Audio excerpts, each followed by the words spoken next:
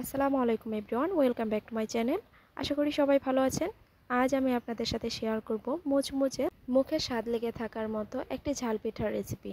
আশা করি ভিডিওটি সবার কাছে খুবই ভালো লাগবে আর খুবই সহজ একটি রেসিপি, তাই ভিডিওটি স্কিপ না করে সম্পূর্ণ দেখতে থাকুন। ঝাল পিঠা তৈরি করার জন্য চুলায় একটা প্যান বসিয়ে এর মধ্যে দিয়ে দিলাম 1 কাপ পরিমাণ পানি।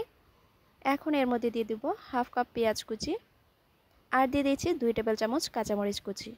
ঝালের পরিমাণটা আপনাদের পছন্দ অনুযায়ী দিবেন, যে যেমন ঝাল খেতে পছন্দ করেন। তবে যেহেতু ঝাল পিঠা সেহেতু ঝালের পরিমাণটা একটু বেশি হলেই ভালো লাগে। এখন এর মধ্যে দিয়ে দিচ্ছি স্বাদ মতো লবণ। যখন পানিতে বলক চলে এসেছে এ পর্যায়ে এর মধ্যে দিয়ে দিয়েছি কিছু গুঁড়ো মশলা। দিয়ে দিলাম হাফ চা চামচ হলুদ গুঁড়ো, হাফ চা চামচ মরিচ গুঁড়ো, দিয়ে দিচ্ছি হাফ চা চামচ ধনিয়া গুঁড়ো আর দিয়ে দিচ্ছি হাফ চা চামচ জিরে গুঁড়ো, দিয়ে দিচ্ছি হাফ চা চামচ রসুন পাউডার। মশলাগুলো দেওয়ার পর পানিতে খুব ভালোভাবে 2টা বলক চলে আসলে এর মধ্যে দিয়ে দিচ্ছি চালের গুঁড়ো। এখানে আমি 1 কাপ পরিমাণ চালের গুঁড়ো দিয়ে দিচ্ছি। এখানে আমি 1 কাপ পরিমাণ পানি দিয়েছিলাম। 1 কাপ চালের গুঁড়োর জন্য 1 কাপ পানি যথেষ্ট। এই পানিটুকু দিয়ে সুন্দরভাবে ডোটা তৈরি করা হয়ে যাবে। এখন নেড়ে চেড়ে সবকিছু একসঙ্গে খুব ভালোভাবে মিশিয়ে নিচ্ছি।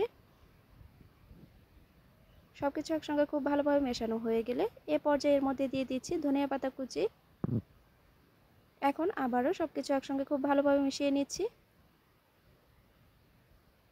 মিশিয়ে নেওয়া হয়ে গেলে এটা চুলা থেকে নামিয়ে নিতে হবে। চুলাটা অফ করে আমি সম্পূর্ণ ডোটা অন্য একটা মিক্সিং বোলে নামিয়ে নিচ্ছি। সম্পূর্ণ ডোটা কিছুটা ঠান্ডা হয়ে যাওয়ার পর এটাকে হাত দিয়ে ভালোভাবে মথে নিতে হবে। এটা কিছুটা গরম থাকা অবস্থায় এই কাজটা করে নিতে হবে, তাহলে এই পিঠার ডোটা খুবই সফট হবে। এই তো পিঠার এই ডো ভালোভাবে মথে নেওয়ার পর এর থেকে আমি বড় সাইজের 2টা লেচি কেটে নিচ্ছি। এখন এখান থেকে একটা লেচি নিয়ে এই লেচিটাকে আমি লম্বা শেপ দিয়ে নিচ্ছি। এখন এখান থেকে খুবই ছোট ছোট লেচি কেটে নিব। এই তো লেচি কাটা হয়ে গেছে। এখন সবগুলো একটা সাইডে রেখে দিয়ে আমি একটা লেচি দিয়ে আপনাদেরকে পিঠা তৈরি করে দেখিয়ে দিচ্ছি। প্রথমে একটু আটা দিয়ে নিলাম নিচে, যেন পিঠাটা তৈরি করার সময় খুব সহজে উঠে আসে। লেচিটা ঘুরিয়ে ঘুরিয়ে গোল বলের মতো করে নিব। এখন এই বলের মাঝ বরাবর কিছুটা হাতে চাপ দিলে এই পিঠাগুলো তৈরি হয়ে যাবে। আমরা কাবাব যেভাবে তৈরি করি ঠিক সেরকমই একইভাবে সবগুলো পিঠা তৈরি করে নিব। আমার সবগুলো পিঠা তৈরি করা হয়ে গিয়েছে।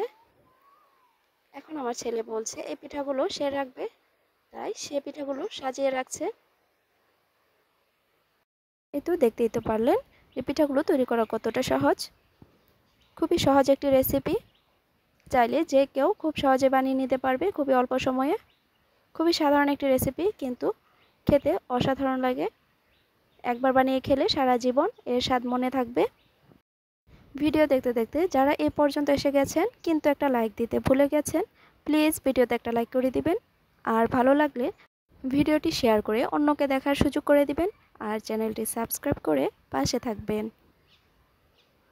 তো সবগুলো পিঠা বানিয়ে নেওয়ার পর এখন আমি এই পিঠাগুলো ভেজে নিচ্ছি। চুলায় একটা প্যান বসিয়ে এর মধ্যে পরিমাণ মতো তেল গরম করে নিয়েছি। এখন এর মধ্যে কিছু পিঠা দিয়ে ভেজে নিচ্ছি। পিঠার একটা সাইড যখন সুন্দর একটা কালার চলে আসবে এ পর্যায়ে পিঠাগুলো উল্টে এর অপর পাশটাও সুন্দর একটা কালার করে ভেজে নিব। এই পিঠাগুলো খুব বেশি ব্রাউন কালার করে ভাজতে যাবেন না, তাহলে পিঠাগুলো শক্ত হয়ে যাবে। যখন উপরে কিছুটা ব্রাউন কালার আসবে সে পর্যায়ে এগুলো উঠিয়ে নিতে হবে। এই তো পিঠাগুলো হয়ে গিয়েছে, এখন উঠিয়ে নিচ্ছি। দেখুন দেখতে কতটা সুন্দর লাগছে এই পিঠাগুলো। পিঠাগুলো দেখতে যতটা সুন্দর, খেতে তার থেকে অনেক বেশি সুস্বাদু। যারা এভাবে করে বানিয়ে খেয়েছেন তারা তো জানেনই, আর যারা এখনও বানিয়ে খাননি তারা অবশ্যই একবার হলেও বানিয়ে খেয়ে দেখবেন, খুবই ভালো লাগবে আশা করি। জিভে স্বাদ লেগে থাকার মতো খুবই সহজ ঝাল পিঠার একটি রেসিপি। রেসিপিটি কেমন হয়েছে অবশ্যই কমেন্টে জানাবেন। আপনাদের একটি মূল্যবান কমেন্ট আমার কাজের অনুপ্রেরণা যোগায়। আমি নতুন নতুন ভিডিও বানাতে উৎসাহ পাই।